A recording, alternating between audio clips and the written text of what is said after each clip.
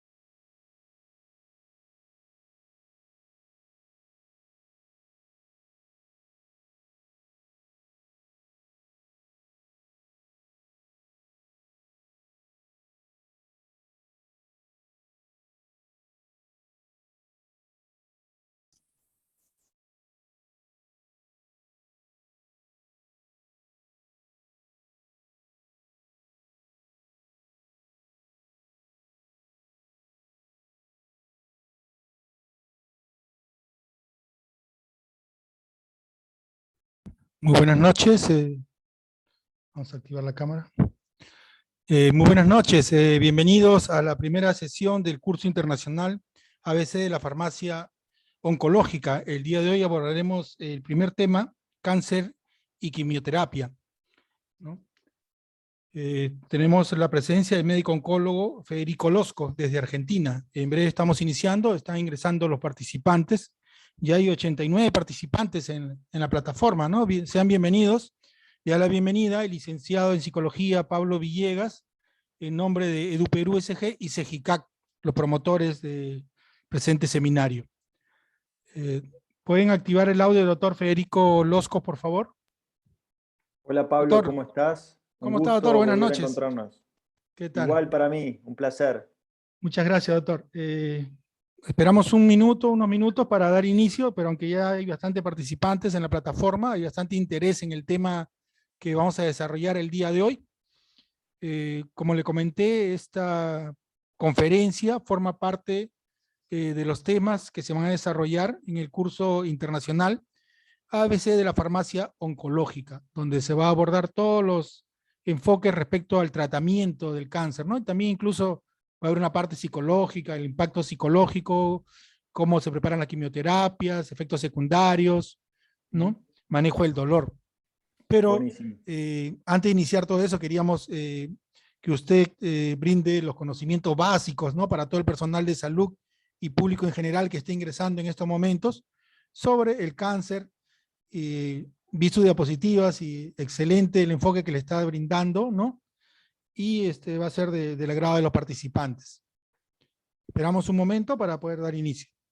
Sin problemas, gracias. ¿Puede compartir tu pantalla? Ya está compartiendo. ¿Es la de usted la presentación? No es esta, pero sí la puedo Sí, compartir. para que pueda compartir. Esta es mía. Ahí está, se ve muy bien. Perfecto. ¿Dejo de compartir o la dejo acá nomás? Sí, déjela ahí nomás, déjela ahí nomás. Perfecto.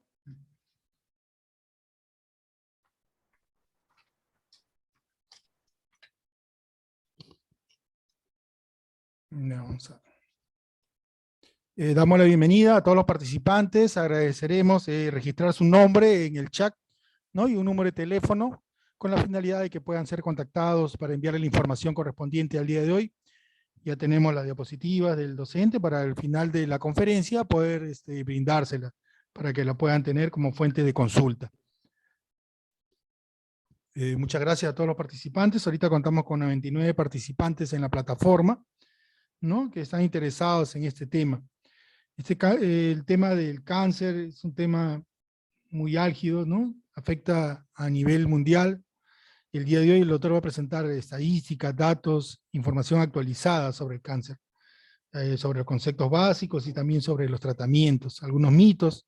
Van a tener la posibilidad también ustedes de hacer las preguntas del caso, ¿no? Agradecemos a los 101 participantes que ya se encuentran en la plataforma y dando cumplimiento al horario, invitamos al doctor Federico Losco, él es oncólogo clínico, urooncología, jefe del Hospital de Día, Instituto Alexander Fleming, de Buenos Aires, Argentina, quien iniciará la ponencia. Adelante, doctor, puede iniciar la conferencia. Gracias Pablo y a todos los organizadores por invitarme. Es mi segunda actividad compartiendo con ustedes y para mí siempre es un placer compartir actividades con gente del Perú, con gente amiga del Perú, y difundir y compartir experiencias de todos y cada uno. Como les contó Pablo, yo soy oncólogo clínico. Más que nada, me dedico en la asistencia a la urooncología y soy el jefe del hospital de día del Instituto Alexander Fleming, que es un instituto oncológico privado de Buenos Aires, es uno de los más grandes. Em, lo que, cuando Pablo me contactó y un poco me ofreció y, bueno, con gusto acepté compartir este tema con ustedes, me vi ante la dificultad de hablar de generalidades de cáncer, ¿no? Es algo, un término muy amplio que se puede abordar desde diferentes aspectos. Inicialmente mi pregunta fue a quién iba dirigido y sé que la mayoría de ustedes son técnicos en farmacia y enfermeros y demás. Y lo que les voy a contar son algunos aspectos con números, con datos, eh, también algo relacionado a los tratamientos, pero mucho teñido de mi opinión personal. Obviamente en este tiempo que vamos a compartir no vamos a poder ahondar en cada uno de los aspectos de forma muy profunda, cosa que no tengo inconveniente después cuando si hay preguntas o alguna duda o que podamos seguir luego, mis datos van a estar en la presentación o no hay problema de pasar mis datos para contactarme, puedo ayudarlos en cualquier cosa dentro de las cosas que pueda. Los 3 puntos que quiero recorrer en estos minutos son el cáncer y algunos números y conceptos fundamentales. En segundo lugar, cuestiones relacionadas al tratamiento y al tratamiento de lo que fue el tratamiento del cáncer, lo que es en la actualidad y lo que será, lo que vislumbramos en función de los nuevos avances que vemos en el tratamiento. Y después, por último punto y no menos importante, creo que el agregar valor y este cliché muchas veces que es el trabajo en equipo, les voy a contar cuál es mi opinión al respecto y cómo realmente esto agrega valor a todo lo anterior.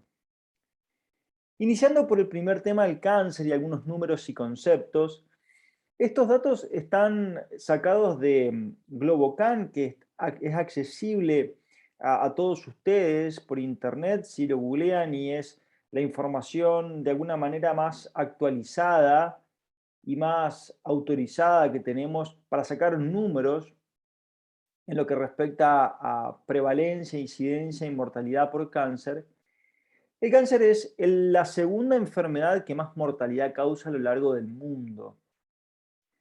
En el 2020 hubo nuevos 19.3 millones de nuevos casos de cáncer en todo el mundo y claramente para el 2040 está proyectado que vamos a ser muchos más en el planeta Tierra, pero también la incidencia y la prevalencia de cáncer va a aumentar.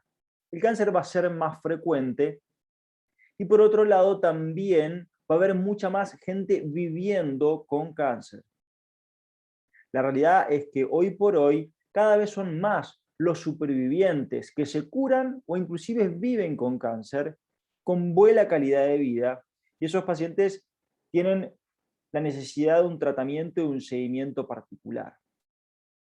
Nos enfrentamos a cambios demográficos que claramente van a cambiar la forma o están cambiando la forma en que vivimos. Y también la pirámide poblacional. Ustedes saben que el principal factor de riesgo para el cáncer es la edad. Y cada vez vivimos más y cada vez hay gente más añosa y eso hace que también los casos de cáncer aumenten en frecuencia. Esto es la proyección de los diferentes estratos socioeconómicos. Esto, HDI, es el índice humano, Human Development Index, ¿no? Que se mide de acuerdo a ciertas cuestiones como la educación, el acceso a la salud, la supervivencia, la expectativa de vida de las personas en cada uno de los países. Y fíjense que el cáncer, más que nada, inicialmente es una enfermedad de países con más altos ingresos. Fíjense cómo nuevos casos es mayor en los pacientes de más altos ingresos que en los pacientes con menos ingresos.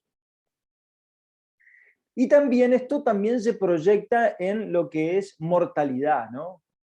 Que la mortalidad en los países de menores ingresos, y esto nos importa a nosotros en Latinoamérica porque nos encontramos en esta vara, ¿no? En los países de medio y menor ingreso o desarrollo humano, la mortalidad por cáncer impresiona ser que va a aumentar en nuestros países. En lo que respecta a Latinoamérica, la incidencia de cáncer es intermedia en la gran mayoría de los territorios. Cuando hablamos de Perú, la incidencia es intermedia, fíjense, y esto varía de acuerdo a Argentina y Uruguay, están ubicadas un poco rankeadas dentro de los primeros lugares, Brasil luego, pero bien que es una de las enfermedades más frecuentes. Y cuando buscamos en Globocan específicamente Perú, vemos que los tipos de tumores, los tumores más frecuentes, no difieren de lo que es la gran población mundial. En Perú, el tumor más frecuente es el tumor de mama, seguido del cáncer de pulmón y el cáncer de colorecto, y en cuarto lugar el cáncer de próstata. Estos son los nuevos casos de cáncer en Perú, la prevalencia de cáncer, perdón, en Perú en los datos del Globocan del 2020. Claramente hay factores de riesgo para cada uno de los tumores y, como les digo, es imposible abarcar cada uno de los tumores en particular, porque el cáncer, como vamos a ver, es una enfermedad bien heterogénea. Bien heterogénea si hablamos de que puede haber múltiples tipos de cáncer de acuerdo al órgano donde se localicen, y aún más, un mismo tumor originado en un mismo órgano puede ser también muy distinto que otro que quizás fenotípicamente tiene las mismas características. Hoy cada vez sabemos más de la heterogeneidad tumoral, la heterogeneidad biológica tumoral, que hace que algunos tumores se comporten de diferente manera, inclusive si se originan en el mismo órgano y de personas con las mismas características. Hay ciertas cuestiones que, bueno, aumentan el riesgo de padecer cáncer y principalmente el principal factor de riesgo es la edad. Porque si hablamos de tanto los tumores sólidos como los tumores hematológicos, el mayor riesgo es en personas mayores. Hay factores de riesgo no prevenibles, como justamente la edad, y como ustedes pueden ver a la derecha de la pantalla, cuestiones genéticas, donde hay alteraciones hereditarias o no, pero alteraciones que predisponen al aumento del riesgo de cáncer. Como por ejemplo, las mutaciones en el gen BRCA o BRCA1 o 2, que aumentan, es el principal factor de riesgo, genético de riesgo, de aumento del riesgo de tener cáncer de mama y cáncer de ovario, por ejemplo, presente en el 15% de todos los cánceres de ovario o de mama. Y hay factores de riesgo que son prevenibles, y el principal factor de riesgo prevenible para el cáncer es el tabaquismo. Y recordemos que cuando vemos el principal tumor relacionado al tabaco, que es el cáncer de pulmón, es el que más muertes produce a nivel mundial. Y hoy por hoy, en segundo lugar, y persiguiéndolo muy de cerca, el segundo factor de riesgo prevenible es la obesidad, que parece ser que en un futuro va inclusive a superar al tabaquismo como factor de riesgo prevenible para cáncer. Hay otras cuestiones como los hábitos de vida, el sedentarismo, la alimentación, los virus, por ejemplo el HPV para cáncer de cuello uterino o el virus de la hepatitis B para tumores hepatocarcinomas, o exposiciones ambientales, y esto toma bien mucha relevancia en ciertas zonas o en ciertos países donde la exposición ambiental, y pongo una fábrica como por ejemplo, pero también pueden ser exposiciones alimentarias o exposiciones a la naturaleza, aumentan el riesgo de ciertos tipos de cáncer. Como dijimos, el cáncer es un conjunto de enfermedades, no es una enfermedad, sino es un conjunto de enfermedades con un denominador común, que es la reproducción anormal de células.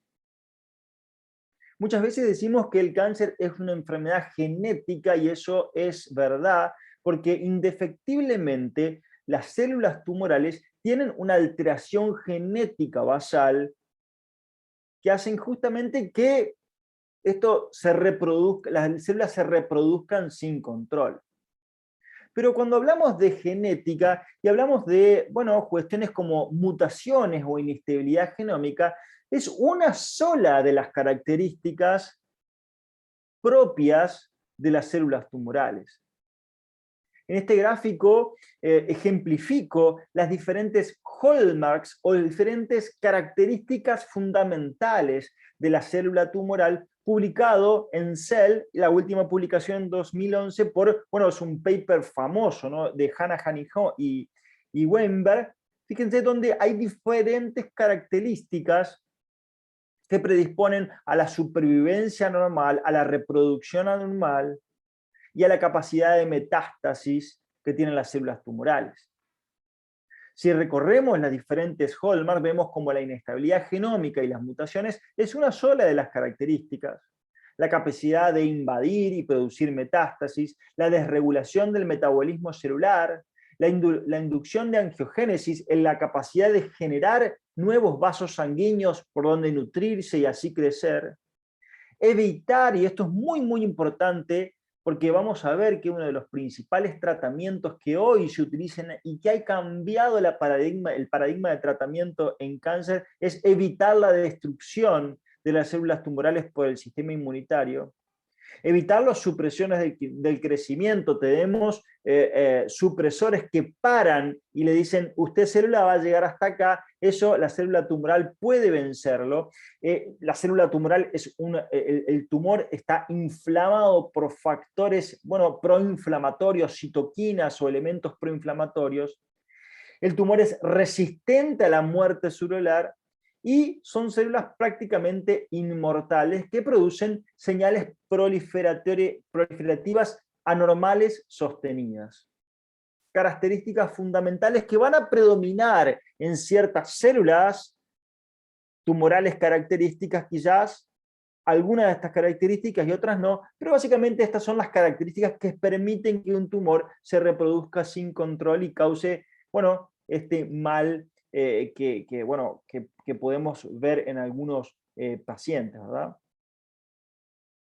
Vamos al segundo punto, y son los tratamientos. Y pongo lo que fue, lo que es y lo que será, porque claramente los tratamientos han cambiado durante el tiempo, pero no podemos empezar a hablar de tratamientos sin hablar de detección precoz. Hay ciertos tipos de tumores, y en esto, bueno, hablando de la población general, porque claramente hay poblaciones de riesgo que necesitan ciertos seguimientos o ciertos estudios o cierto manejo en particular. Pero si salimos a hablar a la población general, hay ciertos tumores donde la detección precoz, y a mí no me gusta decir detección precoz, porque muchas veces detectarlo precozmente no impacta en la mortalidad. Lo que nosotros queremos hacer es detectar de manera oportuna un tumor para poder intervenir de forma efectiva y disminuir la mortalidad por ese tipo de tumor. Ejemplos gravitantes en esto, por ejemplo, es el cáncer de cuello uterino, con la detección precoz de lesiones precancerosas con Papá Nicolau, la sangre oculta en materia fecal o la colonoscopía como detección precoz de células de estructuras preneoplásicas, como por ejemplo pólipos, que resecados evitamos que eso progrese a un tumor. La mamografía en cáncer de mama, más cuestionado el screening de cáncer de próstata, para detectar precozmente el cáncer de próstata. Digo cuestionado porque los grandes trabajos no han impactado en mortalidad, como por ejemplo sí el cáncer de cervix, el cáncer de mama o el cáncer de colon. Y así podemos seguir con otros tumores. Pero el poder de la detección precoz justamente hace que podamos detectar tumores en estadios tempranos. Tenemos el vicio de decir que detectar temprano y detectar tumores en estadios precoces es mejor y aumenta la chance de curación, que generalmente es así, pero particularmente esto es cierto en ciertos modelos tumorales. Vamos a un extremo, por ejemplo, detectar precozmente un cáncer de ovario es prácticamente imposible con métodos de screening, porque sabemos que son tumores que crecen muy rápido. Es por eso que el análisis de sangre o una ecografía para detectar precozmente el cáncer de ovario no ha demostrado tener impacto en la mortalidad, pero sí, por ejemplo, si detectamos un tumor de colon localizado y vemos cómo directamente proporcional a la detección precoz es la posibilidad o la chance de supervivencia de los pacientes con un tratamiento adecuado.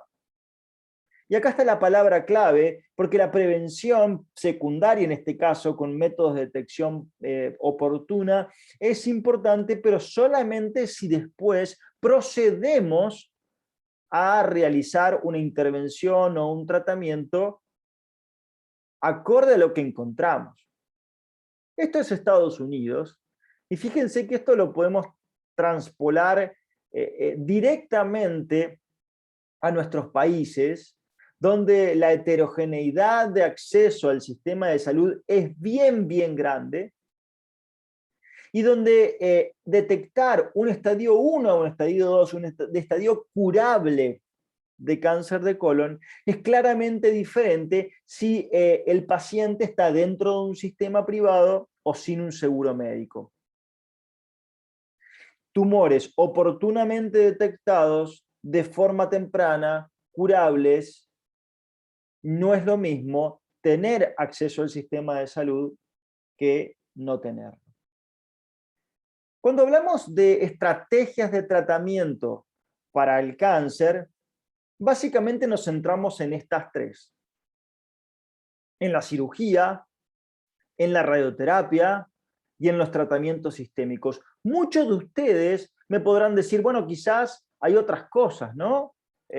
Hay tratamientos localizados, hay algunos tumores que se curan con antibióticos, como por ejemplo el linfoma MALT, que se origina en las mucosas, y otras cuestiones, pero básicamente, resumiendo, a los fines de esta ponencia, estos tres son las estrategias fundamentales, ¿no? La cirugía tradicionalmente es la metodología inicial, la primera estrategia de tratamiento que ha demostrado cierta efectividad en el tratamiento del cáncer: resecar el tumor. Justamente estos tratamientos locales tienen más valor cuando los tumores son localizados y cuando tenemos la capacidad de estadificarlos, es decir, de saber que justamente estos tumores son localizados. Y ha habido grandes avances, y lo está viendo, en las técnicas quirúrgicas, trasladando grandes cirugías a cirugías más mínimamente invasivas, o inclusive evitando la cirugía con conservación de órganos, como por ejemplo el tumor de laringe, ciertos tumores de vejiga, el tumor de ano o el tumor de recto, donde antes la cirugía primaba, y hoy podemos utilizar otros tratamientos locales, como por ejemplo la radioterapia, para curar pacientes. No solamente estos son ejemplos de la aplicación de la radioterapia, sino que la radioterapia en diferentes modalidades y técnicas, ¿verdad?, tienen una importancia fundamental para el tratamiento del cáncer. Y bien que hemos mejorado en las técnicas radiantes, donde los eventos adversos hasta hace no mucho tiempo eran significativos, y hoy con aceleradores lineales, diferentes partículas, diferentes técnicas de radioterapia, esto ha cambiado, ha aumentado la eficiencia, ha aumentado la dosis que damos efectiva en un punto donde queremos darla, y han disminuido la toxicidad.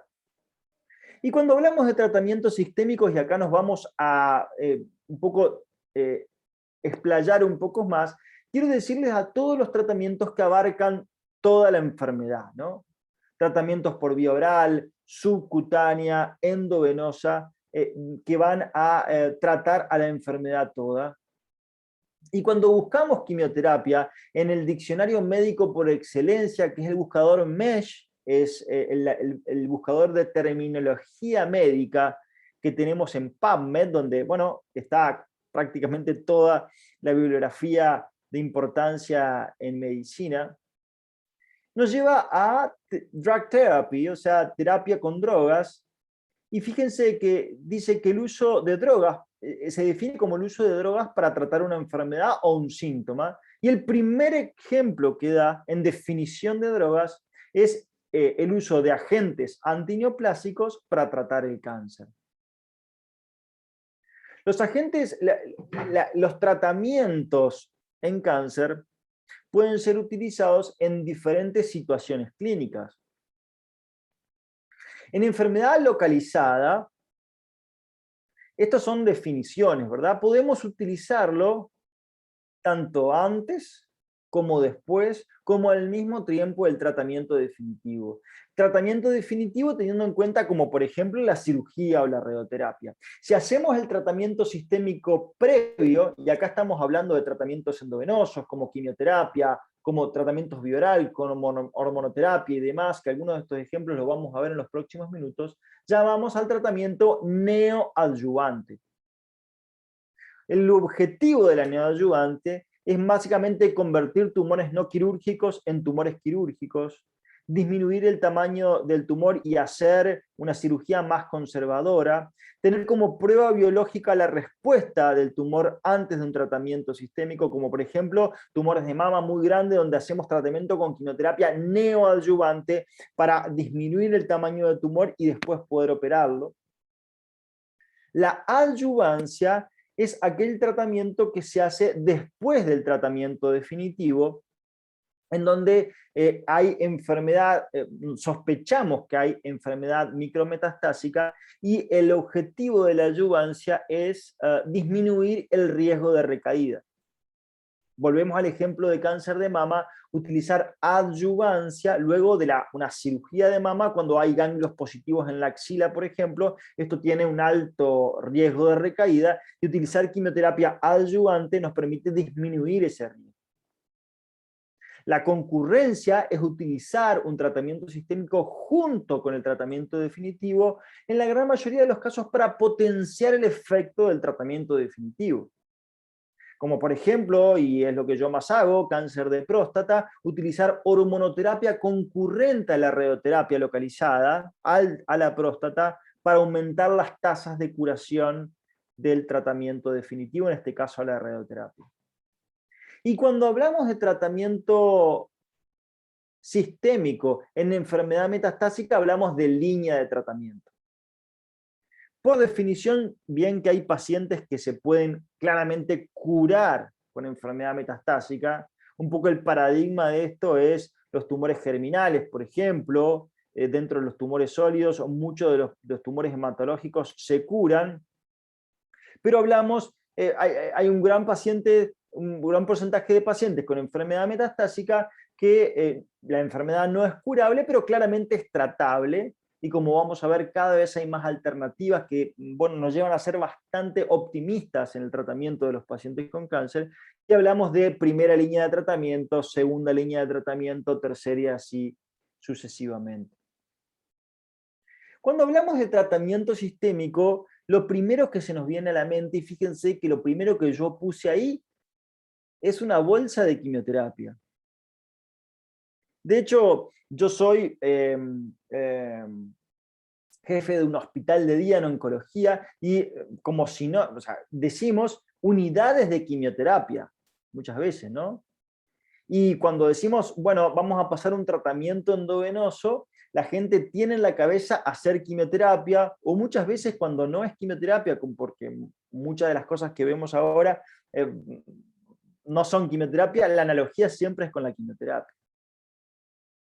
Y el inicio de la quimioterapia fue, como muchas de las cosas lamentablemente que nos ocurren en la humanidad, en una de las guerras, en la Segunda Guerra Mundial un gas tóxico, que es el gas mostaza, por eso las máscaras que ustedes ven ahí, se utilizaba para, bueno, atacar al enemigo, y se vio que muchas de las de las personas afectadas por el gas mostaza, tenían una leucopenia, tenían una disminución de glóbulos blancos y una atrofia o disminución de los ganglios linfáticos muy, muy marcada.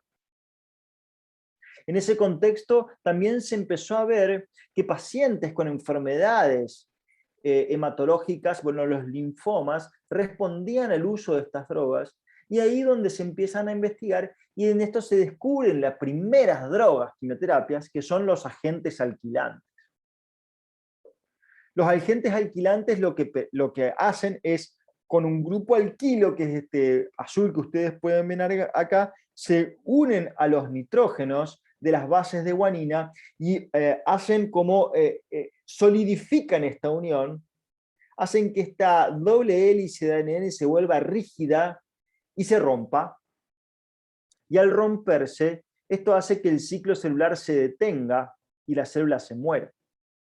No nos olvidemos que las células tumorales son células que se reproducen de forma incontrolada todo el tiempo, y al reproducirse también reproducen su material genético y necesitan replicar el material genético. Si nosotros ponemos un freno, ponemos un error ahí para que el material genético no se reproduzca, eso la célula lo va a censar como un error y no va a proceder al ciclo celular y va a ir a la apoptosis.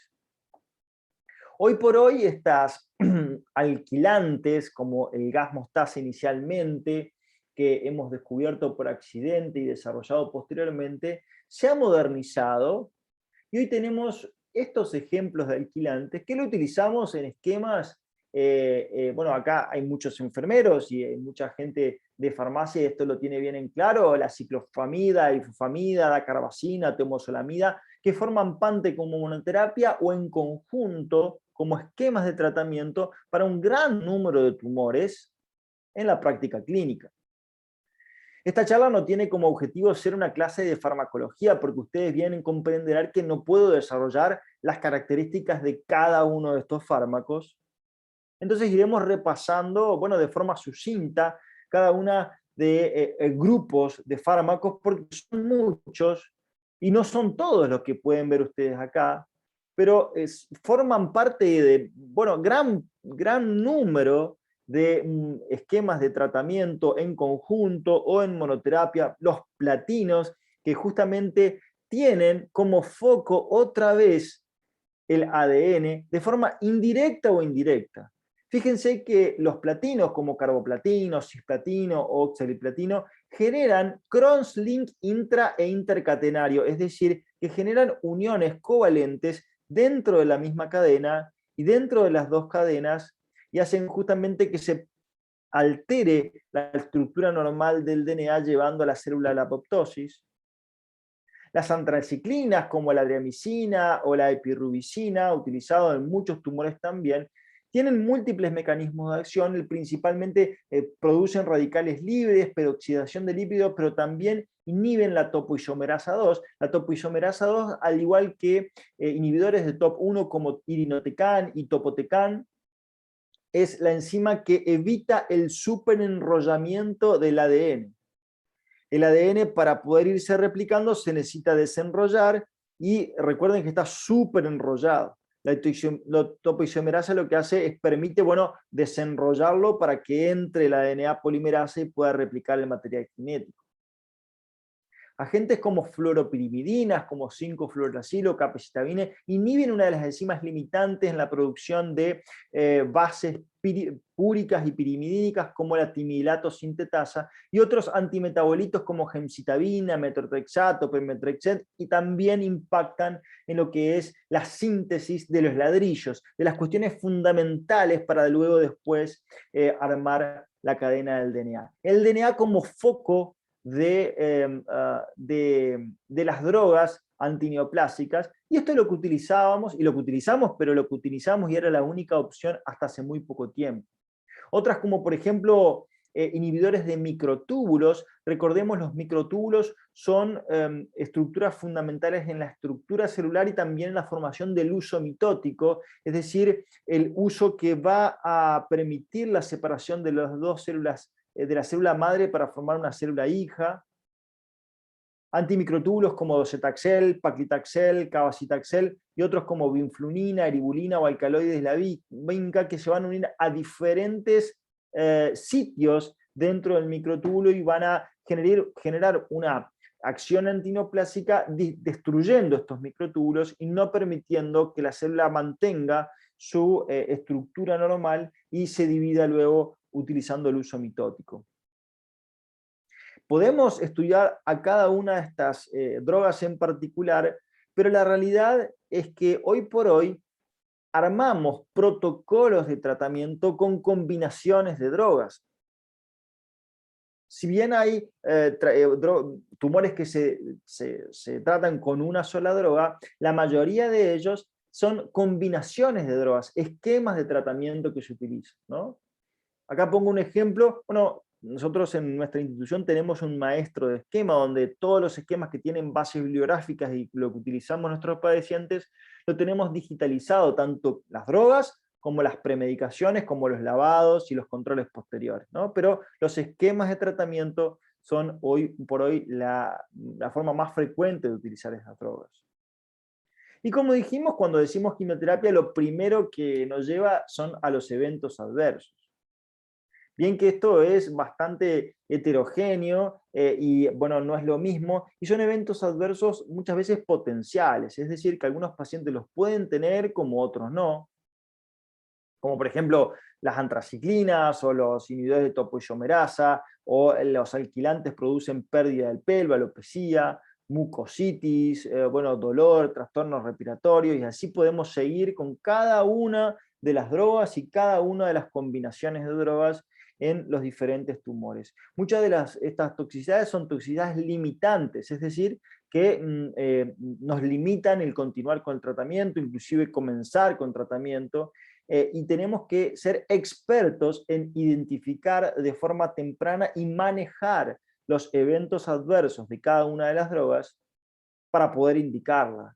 Solamente podemos indicarla, prepararla o infundirla si sabemos y conocemos identificar a tratar de los eventos adversos. Fíjense, si ustedes son enfermeros y, por ejemplo, traemos a colación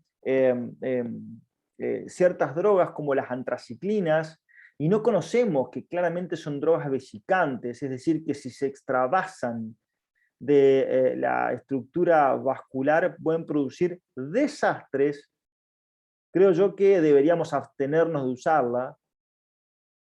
O si somos farmacéuticos y estamos en la cabina de preparación y no sabemos ciertas diluciones, con qué se diluye una droga, en cuánto tiempo hay que pasarla, un poco también tenemos una noción de dosis, creo que nos tendríamos que abstener de preparar medicación. Entonces, tenemos que utilizar con mucho cuidado estas drogas porque tienen un rango terapéutico bastante estrecho, ¿no? Digo que pueden producir toxicidad, o sea, la dosis que necesitamos para ser efectiva y para producir toxicidad es muy, muy corta, ¿no? Entonces tenemos que aprender y saber mucho de esto. Pero dijimos, bueno, que vamos a hablar de cómo se trataba antes, ahora y después. Y cada vez más, fíjense que esto yo siempre hago una analogía de como que es tirar a un mosquito con una escopeta la quimioterapia muchas veces, ¿no? O sea, muchas veces mucha toxicidad y demás, con un mecanismo de acción no tan específico. Y lo que intentamos hacer es ir más a lo específico. Y esto fue de la mano del mayor conocimiento de la biología del cáncer. En estos últimos años, como en ninguna otra parte de la historia, avanzamos en la ciencia y conocimos la biología fundamental del cáncer, que nos permitió, bueno, dirigir el tratamiento, y uno de los principales tratamientos dirigidos que vimos, sin saber inclusive dónde actuaba y cómo actuaba y demás, son los agentes hormonales. Y pongo acá el tamoxifeno, que hoy forma parte de la columna vertebral de los pacientes con cáncer de mama, tanto en adyuvancia en los tumores localizados como en los tumores avanzados. La hormonoterapia en el cáncer de próstata también. Y son tratamientos target, son tratamientos dirigidos contra un receptor en particular, que es el receptor de andrógenos, en el caso de los pacientes con cáncer de próstata, el receptor de estrógenos en los pacientes con cáncer de mama, y así otros agentes hormonales como inhibidores de la aromatasa y demás. Y el, bueno, paradigma del tratamiento target es el imatinib, ¿no? Este inhibidor de tirosinquinasa que no permite la fosforilación del receptor de tirosinquinasa, fundamentalmente descubierto que ha cambiado la forma de manejar a la leucemia amiloide crónica, el cromosoma Filadelfia positiva, y así como también como otros tumores, como los tumores, el tumor del estroma gastrointestinal o GIST, también antes, bueno, pacientes avanzados no se morían por GIST o se morían por leucemia, la LLC, pero hoy tenemos la posibilidad de hacer tratamientos target con este tipo de drogas.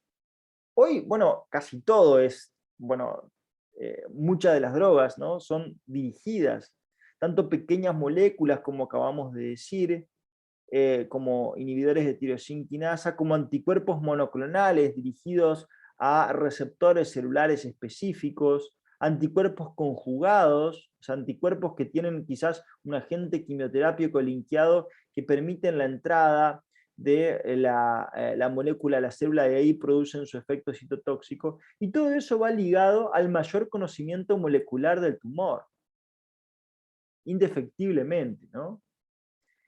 Volvemos a los hallmarks del cáncer, y fíjense que cada una de estas características del cáncer tiene un grupo terapéutico específico que va a influir sobre este mecanismo de acción. Algunos de estos ejemplos, por ejemplo, inhibidores de EGFR, han cambiado la forma de manejar, por ejemplo, el cáncer de pulmón, EGFR positivo. Inhibidores de PARP, aprobados en cáncer de ovario, cáncer de próstata, desarrollados y con beneficio en cáncer de mama, ¿no?, que estimulan la letalidad sintética de los tumores. Inhibidores de VEGF, tanto pequeñas moléculas, por ejemplo, los inhibidores de tirosinquinasa en cáncer de riñón, como suntinib, pazopanib, como también anticuerpos monoclonales como bevacizumab en múltiples patologías, cáncer de colon, cáncer de cervix y demás. Pero algo que ha venido a modificar y a cambiar nuevamente el paradigma es la inmunoterapia.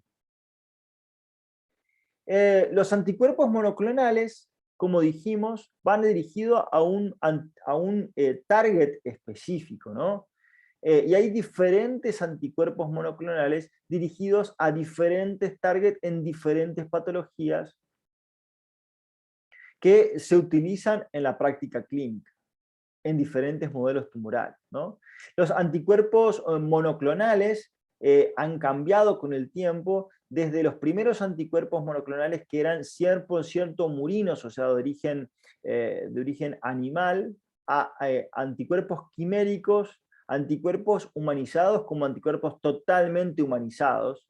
Los ejemplos de eso, por ejemplo, es el cetuximab con anticuerpo quimérico, un anticuerpo monoclonal anti-EGFR utilizado para el cáncer de colon, cáncer de cabeza y cuello. El trastuzumab, utiliza un medicamento vital, uno de los fundamentales, como en el cáncer de mama, para el 25% de los pacientes con cáncer de mama, ¿no?, trastuzumab y otros inhibidores de ER2 también, o el panitumumab, utilizado también 100% humano en cáncer de colon, y este porcentaje de humanización, de alguna manera, de los anticuerpos monoclonales disminuye la capacidad de reactividad, disminuye la capacidad de tener efectos adversos o efectos infusionales a la infusión de estos anticuerpos monoclonales. Y como dijimos, los anticuerpos monoclonales que han tomado protagonismo en este último tiempo y han revolucionado el tratamiento del cáncer es la inmunoterapia. La inmunoterapia con los anticuerpos monoclonales dirigidos contra los inhibidores de checkpoint inmunes, ¿Qué es esto? Bueno, el cáncer se comporta con respecto a las células inmunes, fundamentalmente a los soldados del sistema inmune, linfocito TCD8 y CD4, como este luchador de sumo con este niño, ¿no? Tienen la capacidad de evadir la respuesta inmune, tienen la capacidad de frizar o congelar las células inmunes, dejándolas anérgicas y evitando que la célula inmune destruya, o reconozca en primera instancia y destruya luego a la célula tumoral como una célula extraña al organismo. Para que se pueda dar esta cuestión del ataque inmunitario al tumor, tiene que haber ciertos pasos, y esto es lo que produce este círculo virtuoso de inmunidad y cáncer. En primer lugar, el tumor tiene que poner en evidencia o liberar antígenos, o sea, partículas que puedan ser reconocidas como el sistema inmune como algo extraño. Esos antígenos tienen que ser captados y presentados por las células presentadoras de antígenos, que son las células dendríticas.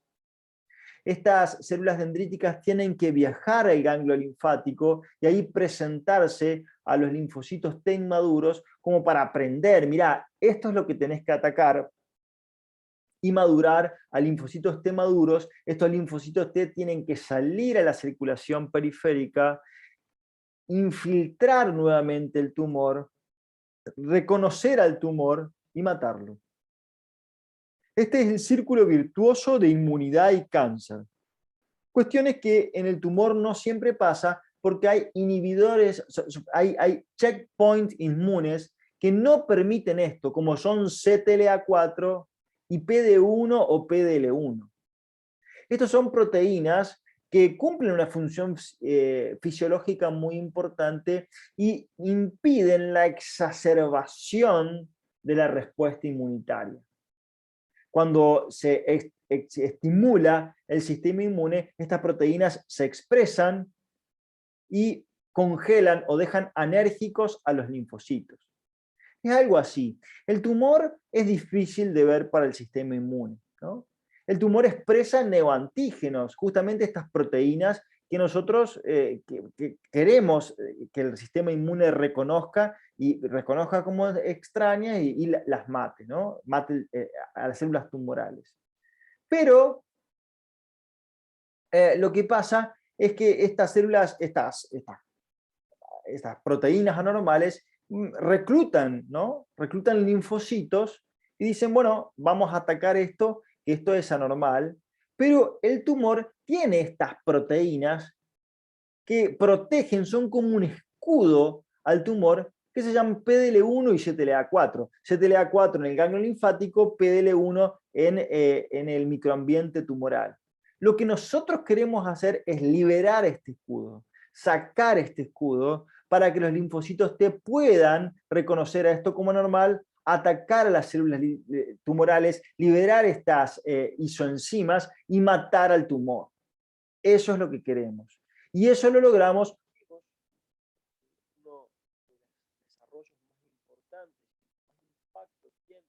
¿Me estoy escuchando yo?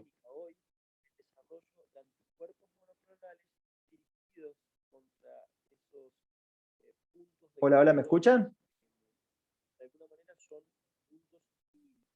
Sí, le escucho. Pero me estoy escuchando yo. Es algo raro. Qué raro. Hay como una duplicación del audio. Sí, sí, pero sí le escucha normal, ¿ah? Sí, ¿Sí? no hay ningún problema. Bueno, Continuamos. continúo entonces. A ver, ahí está, perdón. No, como que me escuchaba duplicado. Bueno, los anticuerpos monoclonales que van a ir contra el CTLA4, contra el PD1 o el PDL1, justamente para inhibir estas proteínas inhibitorias que van a estimular el efecto antitumoral de las células inmunes. Esto ha cambiado completamente la forma que tratamos el cáncer. Esto ha llevado que ciertos tratamientos en algunos tumores en particular haya cambiado completamente y tengamos respuestas y cosas que no hemos visto nunca hasta el momento en el tratamiento del cáncer. Solamente por dar un ejemplo, esta es la epidemiología del hospital de día que yo coordino, aproximadamente unas 1.300, 1.400 aplicaciones por mes, la mayoría son tumores sólidos y en menor medida hematológicos. Esta es la epidemiología, la mayoría son mujeres, y bueno, la edad de los pacientes con tumores. Esta es la epidemiología, la mayoría son tumores de mama, en segundo lugar tumores de pulmón, tumores de colon, ovario, melanoma, páncreas, próstata, linfoma, los más frecuentes. Un poco es lo que vemos como epidemiología. Y fíjense, si yo les mostraría una proporción de cuáles son los tratamientos que se utilizaban en el hospital de día donde yo trabajo hace 4 años, el gráfico de tortas era totalmente diferente a este. Claro está que después podemos discutir cuestiones de acceso. Nosotros estamos en un centro privado que la verdad no tiene muchos problemas de acceso a las drogas aprobadas en la Argentina, ¿no? Y las aprobaciones en la Argentina están casi al nivel de la FDA. Pero fíjense cómo la segunda droga más indicada en un hospital de día en oncología es un anticuerpo monoclonal, y particularmente es una inmunoterapia con el pembrolizumab. Y como todas estas cosas todos estos gráficos que ustedes ven resaltados en mayor color, son anticuerpos monoclonales. Trastuzumab, nivolumab, bevacizumab. O sea, como la quimioterapia hoy, porque decimos tratamiento sistémico contra el cáncer es quimioterapia, claramente esto ha cambiado, ¿no? Y está cambiando. Y también este gráfico donde más del 10% de los tratamientos que nosotros hacemos en nuestro hospital de día son aplicaciones subcutáneas o intramusculares. Recordemos que drogas como trastuzumab o rituximab hoy están presentes en la presentación como droga subcutánea, ¿no?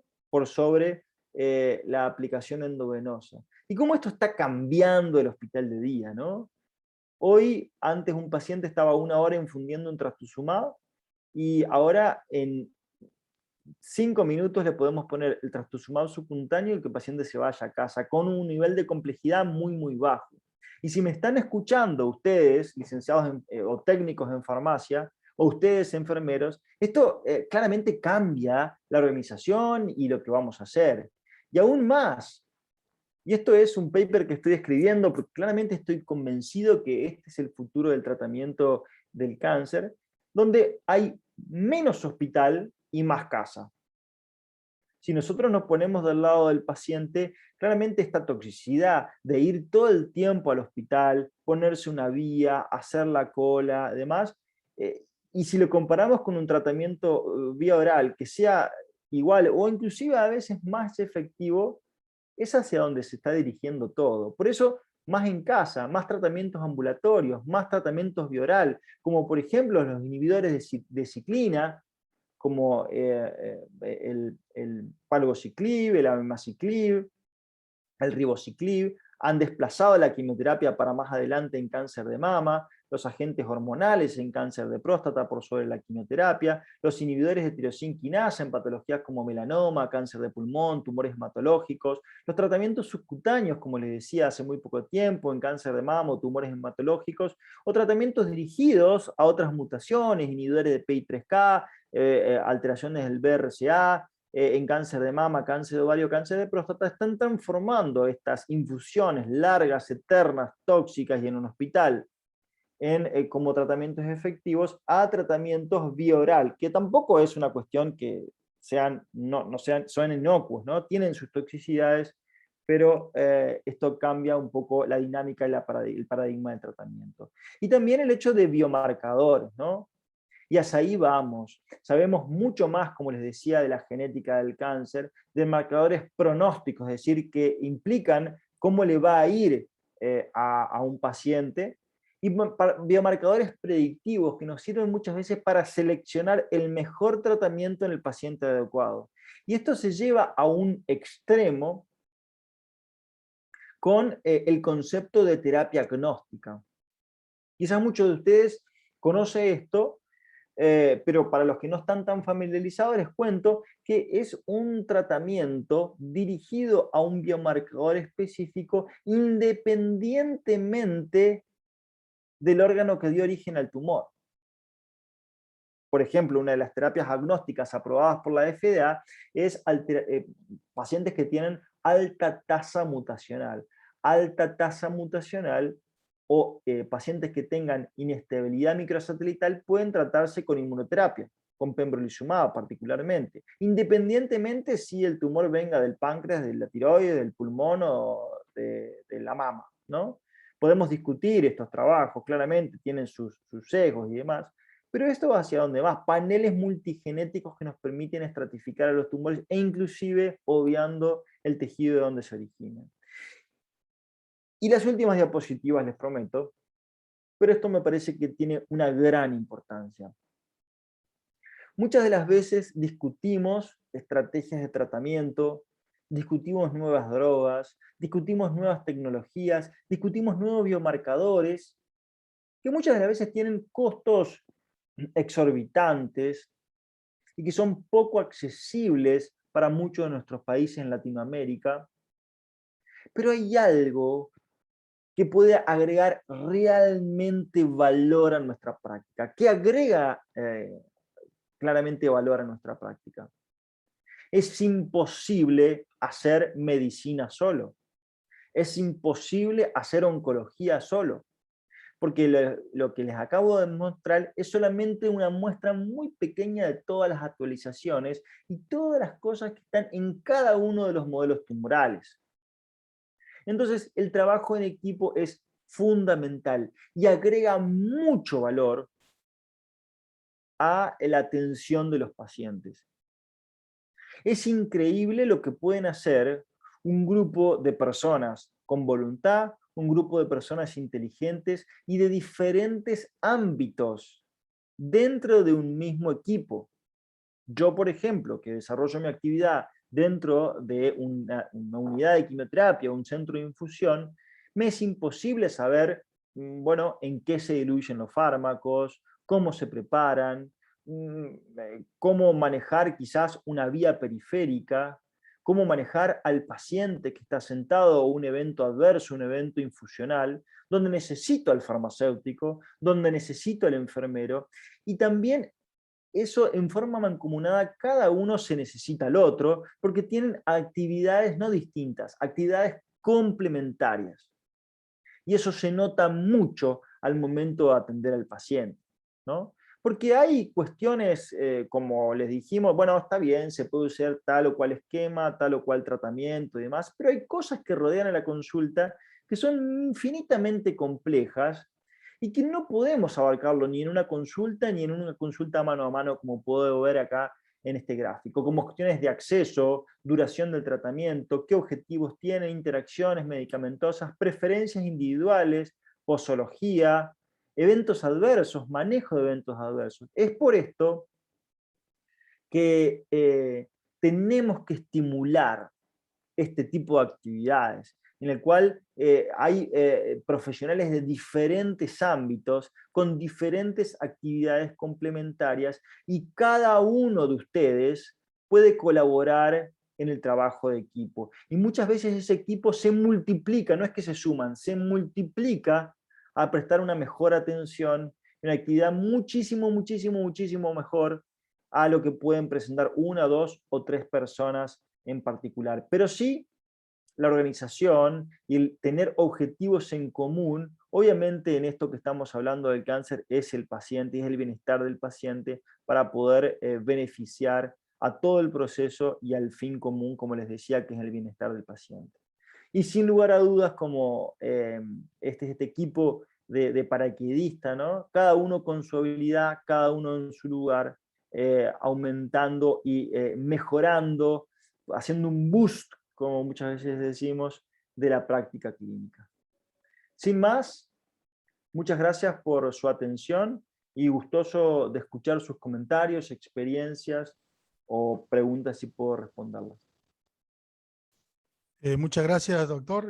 Invitamos a los participantes a que formulen sus preguntas activando su micrófono o a través del chat. Doctor, ya hay una pregunta, dice, las drogas subcutáneas como vincristina o bortezomib, ¿con qué sería lo más adecuado diluir? Pero creo que es... Mira, nosotros tenemos experiencia con bortezomib subcutáneo, vincristina no, la verdad que no utilizamos vincristina subcutánea, pero como les decía, yo no quisiera ponerme a hablar de dilución y demás porque no soy farmacéutico, No, pues no. y por ahí dejaría esto, quizás si hay algún farmacéutico en, la, en el público gustoso de que responda a esta pregunta, pero soy médico más asistencial y esto dejo que lo manejen la gente de farmacia. Claro, gracias. En la magagoblástica, ¿qué tratamiento se da? Dice. Supongo que lo que está preguntando es en la anemia megaloblástica. La anemia Bueno, megaloblástica. sí, la anemia megaloblástica habla de esto porque es el agrandamiento de los glóbulos rojos, muchas de las veces por déficit de vitamina B12 o fólico. Esto no tiene nada que ver directamente por una cuestión tumoral, ni predispone a tumores, ni mucho menos. No soy hematólogo tampoco, pero muchas de las veces hay que estudiar este tipo de anemias, dosar el nivel de vitamina B12 y fólico, y muchas veces pueden deberse a déficit de estas vitaminas, pero bueno, eso puede ser variable de acuerdo al caso, ¿no?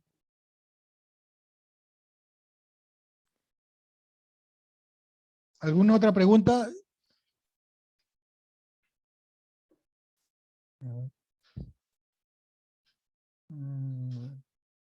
Oye, doctor, hay una pregunta acá.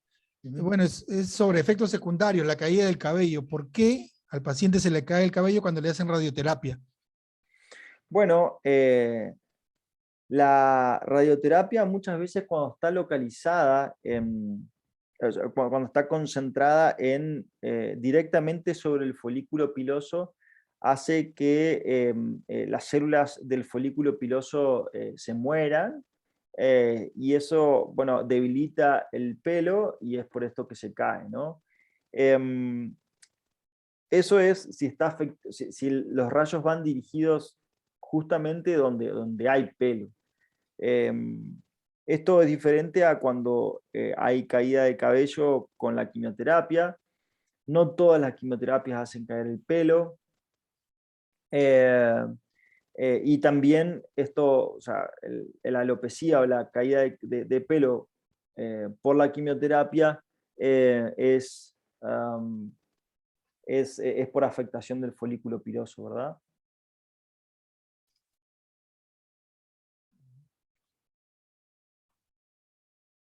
Acá Sara Liaga le consulta, ¿no? ¿Se puede hacer radioterapia primero o después la quimioterapia o se puede hacer ambas al mismo tiempo? Bueno, Sara, eso es dependiendo el tratamiento que uno piensa hacer. Hay muchas drogas que no pueden combinarse, quimioterapia con radioterapia. Hay muchas drogas que se combinan justamente con la intención de potenciar el efecto de los rayos, pero eso es de acuerdo al tipo de tratamiento y al tipo de tumor y al objetivo que busca el médico lograr con los tratamientos, ¿no? Doctor, José le pregunta, ¿no? Lo felicita por su excelente exposición y quisiera saber el orden de administración de las quimioterapias, por ejemplo, en el esquema AC para cáncer de mama. ¿A qué se debe el orden? Muchas gracias, dice.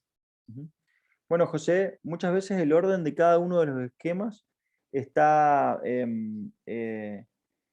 está supeditado al tiempo de infusión de cada una de las cosas, y también a la posibilidad de que produzca eventos adversos, otra cuestión también, o muchas veces al filtrado renal, ¿no? De las drogas.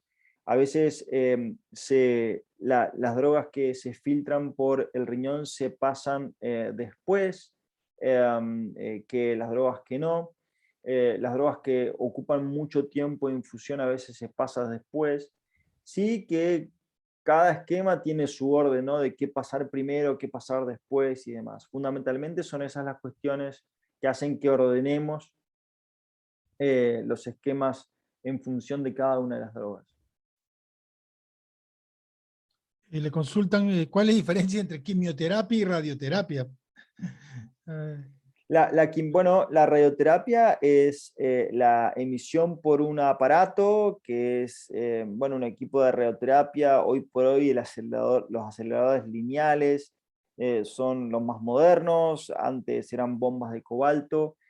Son emisiones de rayos que pueden ser, bueno, fotones, electrones o protones directamente sobre el sitio que queremos tratar.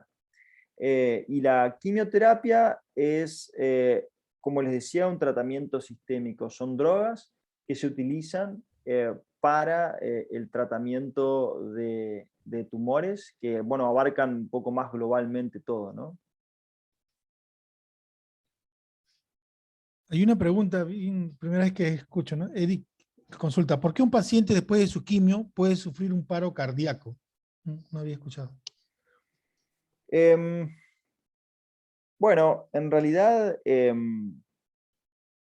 pueden ser muchas cosas, pueden ser cuestiones relacionadas con el paciente en sí, factores de riesgo cardiovasculares que tengan. Hay ciertas drogas que pueden ser cardiotóxicas y pueden aumentar el riesgo cardiovascular y eso tenemos que tener mucho cuidado. Pero de lo que se trata es de que todo tratamiento impacte en beneficio del paciente, ¿verdad?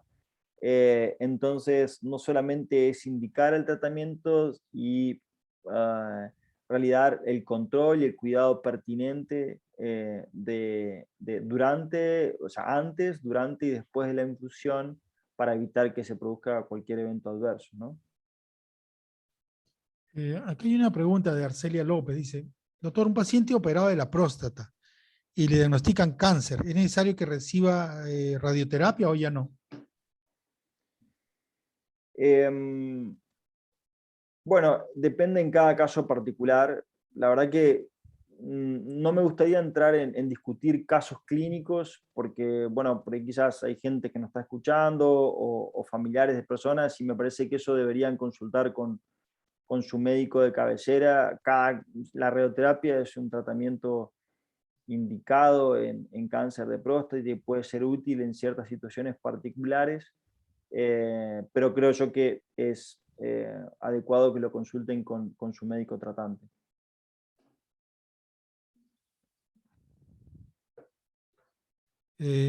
Consultan también sobre un cáncer de testículo en primer grado, ¿no? Estadio iniciales. ¿Es curable? ¿Qué expectativas se puede tener? Seguro, los tumores de testículos son tumores altamente curables, inclusive en etapas avanzadas de la enfermedad. Y sí, tanto enfermedad localizada como enfermedad avanzada tienen altas chances de curación con el tratamiento adecuado. Hay varias preguntas que le están haciendo ahora acá sobre la alimentación y cáncer. ¿Qué relación considera usted en su experiencia? Es muy importante, como les decía, uno de los principales factores de riesgo prevenibles de cáncer es la obesidad. La alimentación y la alimentación basada en grasas y carnes rojas también impacta el consumo no controlado, o sea, el consumo excesivo de alcohol también es uno de los factores de riesgo que aumentan, bueno, valga la redundancia, el riesgo de cáncer. Entonces, no hay un alimento o una dieta mágica para evitar el cáncer ni para curar el cáncer, eso no lo hay, pero sí que mantener un peso adecuado, mantener una actividad física regular, aeróbica, y comer una dieta balanceada, o sea, o sea, agregando frutas, verduras y demás, hace que, bueno, llevamos una dieta más saludable, no solamente desde el punto de vista de evitar el cáncer, sino también otras cosas como las enfermedades cardiovasculares que son bien prevalentes, ¿verdad? Claro, es importante los estilos de vida saludables, ¿no? La Ujú, Asociación Mundial del Cáncer promueve desde hace muchos años, ¿no? Los estilos de vida ujú, saludables, el tabaco, ejercicio, ¿no? Y es para, bueno, no solamente para el cáncer, para todas las enfermedades, creo. ujú. Seguro, seguro. Eh, bueno, hay una pregunta media rara, pero le voy a leer. En un cáncer de mama, si se presentan miomas a nivel de cuello uterino, ¿es recomendable una cervicectomía radical? Como te decía Pablo, prefiero no hablar de casos particulares, Sí, ¿no? ¿no? Yo creo Porque que son eso, ya ujú, más, cada paciente es diferente, cada cáncer seguro. Ujú, es un proceso evolutivo diferente, ¿no? No se puede eh, generalizar, ujú, ¿no? Eh, bueno, hay algunas preguntas que ya son ya más de especialidad o generales, ¿no? Sobre efectos secundarios o casos concretos que han sucedido al momento de hacerle quimioterapia. Por ejemplo, comenta una paciente con linfoma de Hodgkin en su primera quimioterapia convulsionó, ujú, ¿no? Que son casos raros que se pueden presentar, ¿no? A veces. ujú. Ahí, lo que estaba leyendo ahí, Evelyn Requis,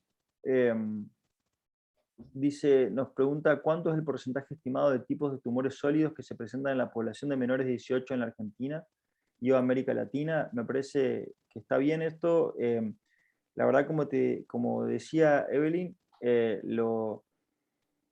los tumores sólidos en chicos jóvenes son infrecuentes. De hecho, el tumor sólido más frecuente en adultos jóvenes, en chicos jóvenes o varones, es el tumor de testículo, como decía, los tumores germinales que son altamente curables, las neoplasias hematológicas, por las leucemias y los linfomas.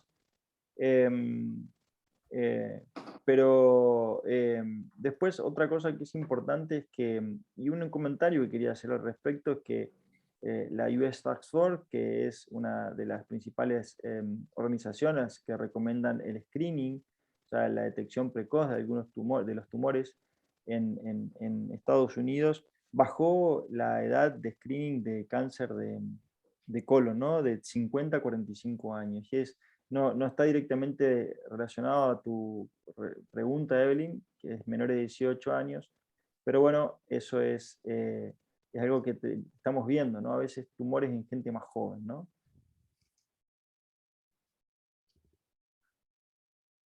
Hay otra pregunta que siempre es, ¿cómo afecta el COVID a pacientes con cáncer? ¿Se acuerda que hubo la exposición en el seminario Sí. anterior? Em, em, la cuestión es que desde el principio de la pandemia vimos que los pacientes con cáncer eran más vulnerables a infectarse y a tener complicaciones o manifestaciones más severas por COVID-19. Y eso lo pudimos aprender durante todo este tiempo, ¿no? También aprendimos que al principio les decíamos a los pacientes que se queden en casa y que no salgan y que no vayan a los sistemas de salud, y quizás son los pacientes que más necesitan, ¿no? Asistencia en los centros y que tienen que salir y que tienen que hacer su tratamiento y demás. Igualmente, no todos los pacientes son iguales, son pacientes, los pacientes con cáncer es una población muy heterogénea, hay pacientes que sí están en alto riesgo con terapias que bajan mucho las defensas, y en esos pacientes lo que hay que extremar las medidas, y otros que no, ¿no? Que más allá inclusive de tener enfermedad avanzada, no están en mayor riesgo que la población general. La recomendación es continuar, bueno, la vacunación en los pacientes con cáncer y continuar con las medidas de aislamiento que todos ya sabemos y estamos bien entrenados en practicar. Claro.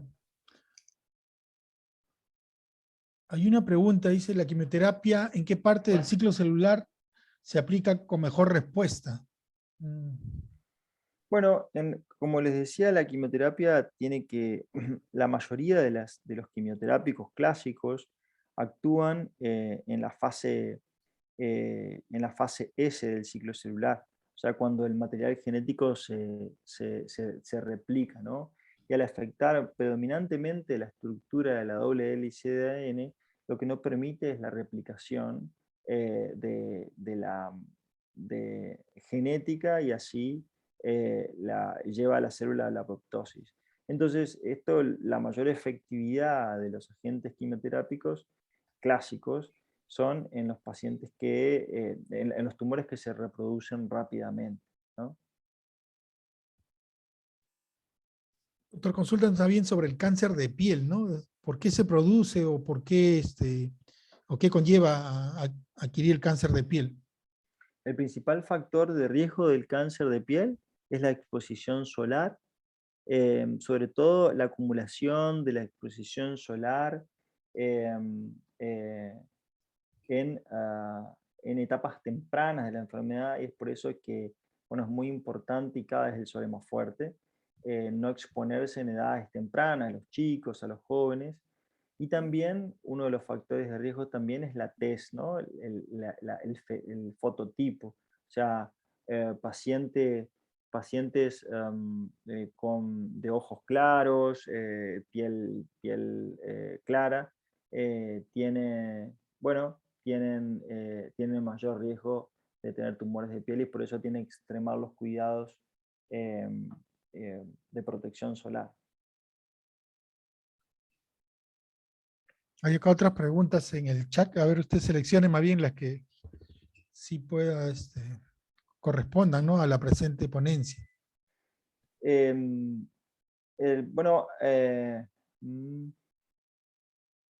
Elizabeth Fernández, ahí me dice protocolos para el orden de infusión y cuáles se administra primero, de los vesicantes o los irritantes. Bueno, Elizabeth, eso es, si necesitas información de eso, ahora podés escribir un mail, yo ahora te lo paso por ahí por privado y te paso algún archivo que te puede servir si es que necesitas información para alguna infusión. Claro, el doctor Federico Losco está poniendo en el chat su correo electrónico, fedelosco@gmail.com. Doctor, muchas gracias por su excelente ponencia, muy buenos comentarios de la exposición brindada. Esperamos poder contar con su participación para otros temas relativos a su especialidad. Muchas gracias. No lo hemos dejado de partido hoy día, que estaba jugando Argentina también. Estamos jugando ambos, ahorita está jugando Perú también acá. Pero ha habido buena concurrencia, buena participación, más de 50 participantes en el seminario. Muy bien. Gracias, doctor. Chao, chicos, hasta luego. Hasta luego. Muchas gracias, doctor. Agradecemos al doctor Federico Losco por su exposición brindada el día de hoy sobre el cáncer de lo general y lo particular. Muchas gracias, doctor. Estimados participantes, los invitamos a inscribirse al curso internacional ABC de la farmacia oncológica. El día de hoy se ha desarrollado la primera sesión, lo que es cáncer y quimioterapia. Se ha visto en el chat múltiples preguntas que pueden ser respondidas a través del desarrollo de este curso internacional, donde en 8 sesiones se abordará todo lo que es el tratamiento del cáncer, ¿no?, preparación de los medicamentos oncológicos, labor de la enfermera en quimioterapia, ¿no? Ahí van a ver los efectos secundarios de la quimioterapia, cómo se pone la quimioterapia, todas las preguntas relacionadas a ello. También el aspecto psicológico, psico-oncología y cuidados paliativos del cáncer, ¿no?, con una expositora internacional, la psico-oncóloga Andrea Lina Ortiz de Chile.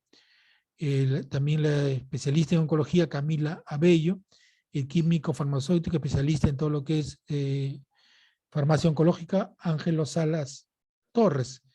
Y también se va a abordar lo que es el manejo del dolor por la enfermera especialista oncóloga Erika Mendoza de Perú.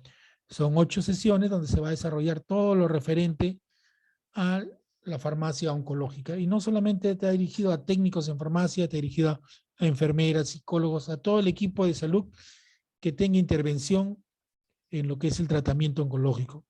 Y no solamente actualmente al público en general, también podría ser importante, porque quien no tiene un familiar o un conocido que quizás haya tenido cáncer, ¿no? Muy importante tener estos conocimientos. Entonces Claro. están abiertas las inscripciones a través de CEGICAC y a través de EduPerú SG. Además, recuerden que todas las sesiones son grabadas y que toda la información que se comparta como diapositivas o lecturas van a ser enviadas a sus correos o a los grupos de WhatsApp en los que se encuentren registrados, en este caso, ¿no? Tanto con EduPerú y tanto también como CEGICA. El doctor también mencionó la importancia de los hábitos y estilo de vida saludables, por lo cual se ha programado para el miércoles 15, viernes 17 y sábado 18, un seminario sobre promoción de estilo de vida saludable para la prevención de enfermedades. Se van a abordar 6 temas: gestión emocional en tiempos de pandemia, importancia de la actividad física y la salud. Va a haber una parte teórica y una parte práctica, ejercicios que se puedan hacer en casa, ejercicios domiciliarios, con lo que tenemos en casa, ejercicios durante el trabajo remoto. También una nutricionista va a hablar sobre la alimentación saludable para la prevención de enfermedades. Una médico psiquiatra hablará sobre relaciones saludables de pareja. Una oncóloga hablará sobre manejo del duelo en pandemia, y una psicóloga organizacional, ¿no?, hablará sobre el desarrollo personal y proyecto de vida para la felicidad. Son 6 temas que se desarrollará en 3 sesiones, iniciando el miércoles 15, viernes 17 y sábado 18 del presente mes. Pueden inscribirse a través de CEGICAC o a través de EduPerú. Están abiertas las vacantes, ¿no? Quedan cordialmente invitados. Muchas gracias. Se despide de ustedes el licenciado en Psicología Pablo Villegas, agradeciendo al doctor Federico Losco por la exposición brindada el día de hoy y al personal también de CEGICAC. Gracias. Muchas gracias con todos. Igualmente estoy colocando la diapositiva que usó hoy día el doctor Federico Losco en el chat de Zoom para que lo puedan descargar las personas que lo deseen en este caso. Igualmente recuerden de que lo van a enviar a los grupos de WhatsApp que están registrados ustedes, ya sea por EduPerú o por CEGICAP, para que lo puedan descargar la presentación. Muchas gracias. Muchas gracias con todos. Muchas gracias también, licenciado Pablo, por la presentación y por todo el apoyo con las preguntas. Muchas gracias. Hasta luego. Hasta luego. A ver, partido. A seguir viendo el partido. Muchas gracias a todos por participar. Voy a enviarlo nuevamente, lo que son las diapositivas, para que lo puedan tener, ¿ok? Antes de retirar. Se le va a compartir nuevamente el enlace. Sí, voy a enviar nuevamente el archivo. Está cargando unos minutitos. A ver si dejan de escribir un ratito, por favor. Sí, los voy a pedir para que no... Sí, todas las sesiones van a ser grabadas, así que todo se le va a enviar. Exacto. Tanto por EduPerú y tanto también por la parte de CEGICAP, en este caso que somos las dos instituciones que estamos realizando este curso, que en realidad es muy importante, como mencionó el licenciado Pablo, justamente porque algunos tenemos, ¿sabes?, algún familiar o porque es parte de nuestra rama de trabajo. Entonces, ahí nuevamente acabo de enviar el archivo que se usó el día de hoy. Agradecemos nuevamente a todos por su presencia y en este caso, bueno, ya nos estamos despidiendo.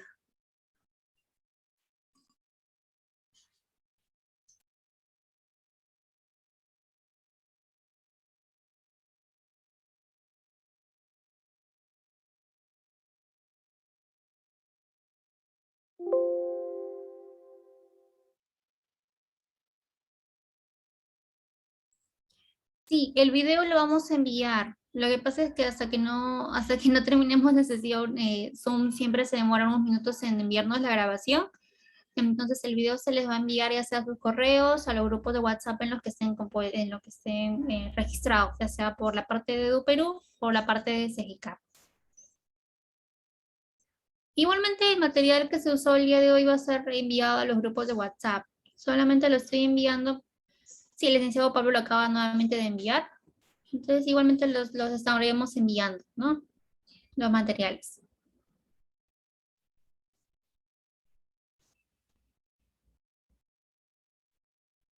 Si no les llegó por el chat de Zoom, no se preocupen, igualmente los van a enviar por los grupos de WhatsApp.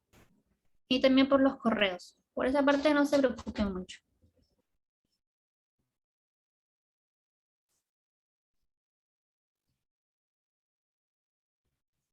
Muchísimas gracias a todos los que participaron el día de hoy.